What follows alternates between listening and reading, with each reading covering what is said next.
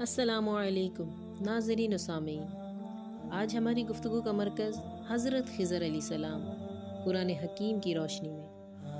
بسم اللہ الرحمن الرحیم۔ قرآن حکیم میں حضرت خضر علیہ السلام کا ذکر سورہ کہف میں ہوا ہے۔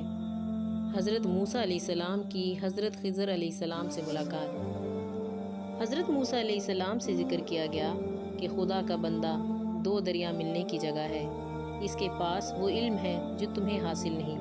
آپ نے اس وقت سے اسے ملاقات کرنے کی ٹھان لی۔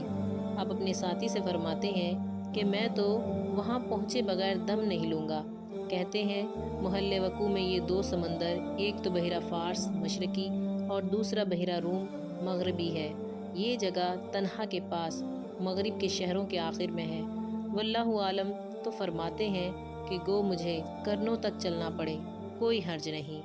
حضرت ابن عباس رضی اللہ تعالیٰ عنہ زمانہ بتلاتے ہیں کہ حضرت موسیٰ علیہ السلام کو حکم ملا کہ اپنے ساتھ نمک چڑھی ہوئی ایک مچھلی کو لے لے، جہاں وہ گم ہو جائے وہیں وہ ہمارا بندہ ملے گا۔ یہ دونوں مچھلی ساتھ لیے چلے، مجمع بحرین میں پہنچے، وہاں نہر حیات تھی، وہیں دونوں لیٹے۔ اس نہر کے پانی کے چھینٹے مچھلی پر پڑے، مچھلی ہلنے جلنے لگی۔ آپ کے ساتھی حضرت یوشع علیہ السلام کی زنبیل میں یہ مچھلی رکھی ہوئی تھی اور وہ سمندر کے کنارے تھا۔ مچھلی نے سمندر کے اندر کود جانے کے لیے جست لگائی اور حضرت یوشع علیہ السلام کی آنکھ کھل گئی۔ مچھلی ان کے دیکھتے ہی پانی میں کود گئی اور پانی میں سیدھا سوراخ ہوتا چلا گیا۔ بس جس طرح زمین میں سوراخ اور سرنگ بن جاتی ہے، اسی طرح پانی میں بھی جہاں سے وہ گزری سوراخ ہو گیا۔ ادھر ادھر پانی کھڑا ہو گیا اور وہ سوراخ بالکل کھلا رہا۔ پتھر کی طرح پانی میں چھید ہو گیا۔ جہاں جس پانی کو لگتی ہوئی وہ مچھلی گئی، وہاں کا وہ پانی پتھر جیسا ہو گیا اور پورا سوراخ بنتا چلا گیا۔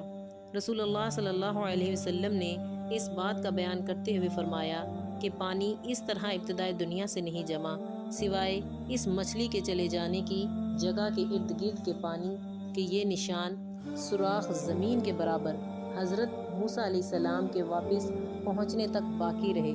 اس نشان کو دیکھتے ہی حضرت موسیٰ علیہ السلام نے فرمایا اسی کی تلاش میں تو ہم تھے۔ جب مچھلی بھول کر دونوں آگے بڑھے تو حضرت موسیٰ علیہ السلام نے اپنے ساتھی سے ناشتہ طلب کیا اور سفر کی تکلیف بھی بیان کی۔ یہ تکلیف مقصود سے آگے نکل جانے کے بعد ہوئی۔ اس پر آپ کے ساتھی کو مچھلی کا چلا جانا یاد آیا اور کہا جس چٹان کے پاس ہم ٹھہرے تھے اس وقت میں مچھلی بھول گیا اور آپ سے ذکر کرنا بھی شیطان نے مجھے بھلا دیا۔ ابن مسعود رضی اللہ تعالیٰ عنہ فرماتے ہیں کہ اس مچھلی نے تو عجیب و غریب طور پر پانی میں اپنی راہ پکڑ لی۔ اسی وقت حضرت موسیٰ علیہ السلام نے فرمایا لو اور سنو، اسی جگہ کی تلاش میں تو ہم تھے۔ تو وہ دونوں اپنے اسی راستے پر اپنے نشانات قدم کے کھوج پر واپس لوٹے۔ ہمارے بندوں میں سے ایک بندے کو پایا جسے ہم نے اپنے پاس کی رحمت اور اپنے پاس کا علم عطا فرما رکھا تھا۔ یہ خضر علیہ السلام تھے، زیادہ علم والے۔ صحیح بخاری کی حدیث میں ہے، سعید بن جبیر رحمۃ اللہ علیہ فرماتے ہیں کہ میں حضرت عبداللہ بن عباس کے گھر میں ان کے پاس تھا۔ آپ نے فرمایا کہ جس کو جو سوال کرنا ہو کر لے۔ میں نے کہا کہ اللہ تعالیٰ مجھے آپ پر فدا کرے۔ کوفے میں ایک واعظ ہے جن کا نام نوف ہے۔ پھر پوری حدیث بیان کی، جیسے کہ حضرت موسیٰ علیہ السلام کے اس خطبے سے آنکھیں بہہ نکلی تھیں اور دل نرم پڑ گئے تھے۔ جب آپ جانے لگے تو ایک شخص آپ کے پاس پہنچا اور اس نے سوال کیا کہ روح زمین پر آپ سے زیادہ علم والا بھی کوئی ہے؟ آپ نے فرمایا نہیں۔ اس پر اللہ تعالیٰ نے آپ کو عتاب کیا کیونکہ انہوں نے اللہ کی طرف علم کو نہیں لوٹایا۔ اس میں سے جب حضرت موسیٰ علیہ السلام نے نشان طلب کیا تو ارشاد ہوا کہ ایک مری ہوئی مچھلی اپنے ساتھ رکھو، جس جگہ اس پر روح پڑ جائے وہیں آپ کو شخص سے ملاقات ہوگی۔ چنانچہ آپ نے مچھلی زنبیل میں رکھ لی اور اپنے ساتھی سے کہا آپ کا صرف اتنا ہی کام ہے کہ جہاں یہ مچھلی آپ کے پاس سے چلی جائے وہاں آپ مجھے خبر کر دینا۔ انہوں نے کہا یہ تو بالکل آسان بات ہے۔ ان کا نام یوشع بن نون تھا۔ یہ دونوں بزرگ ایک درخت کے نیچے آرام کرنے کے لیے لیٹ گئے۔ حضرت موسیٰ علیہ السلام کو نیند آ گئی اور حضرت یوشع جاگ رہے تھے تو مچھلی کود گئی۔ انہوں نے خیال کیا کہ جگانا تو ٹھیک نہیں، جب آنکھ کھلے گی ذکر کر دوں گا۔ اس میں یہ بھی ہے کہ پانی میں جانے کے وقت جو سوراخ ہو گیا تھا اسے راوی حدیث عمرو نے اپنے انگوٹھے اور اس کے پاس کی دونوں انگلیوں کا ہلکا کر کے دکھلایا کہ اس طرح کا تھا جیسے پتھر میں ہوتا ہے۔ واپسی پر حضرت خضر علیہ السلام سمندر کے کنارے سبز گدی بچھائے ملے، ایک چادر میں لپٹے ہوئے تھے۔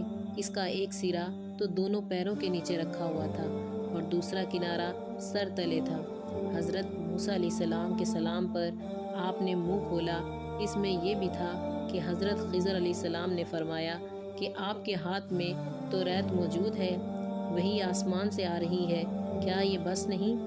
اور میرا علم آپ کے لائق بھی نہیں اور نہ میں آپ کے علم کے قابل ہوں۔ اس میں یہ ہے کہ کشتی کا تختہ توڑ کر آپ نے ایک ٹانگ سے باندھ دیا۔ پہلی دفعہ کا آپ کا سوال تو بھلے سے ہی تھا، دوسری مرتبہ کا بطور شرط تھا، اور تیسری بار کا سوال قصدن علیحدگی کی وجہ سے تھا۔ اس میں ہے کہ لڑکوں میں ایک لڑکا کافر ہوشیار، اسے حضرت خضر علیہ السلام نے لٹا کر چھری سے ذبح کر دیا۔ اس ظالم بادشاہ کا نام اس میں حدر بن بدر ہے، اور جس لڑکے کو قتل کیا گیا اس کا نام حیسور تھا۔ کہتے ہیں کہ اس لڑکے کے بدلے ان کے ہاں ایک لڑکی ہوئی۔ ایک روایت میں ہے کہ حضرت موسیٰ علیہ السلام خطبہ فرما رہے تھے اور فرمایا کہ اللہ تعالیٰ کو اور اس کے امر کو مجھ سے زیادہ کوئی نہیں جانتا۔ یہ نوف کعبہ کی بیوی کے لڑکے تھے۔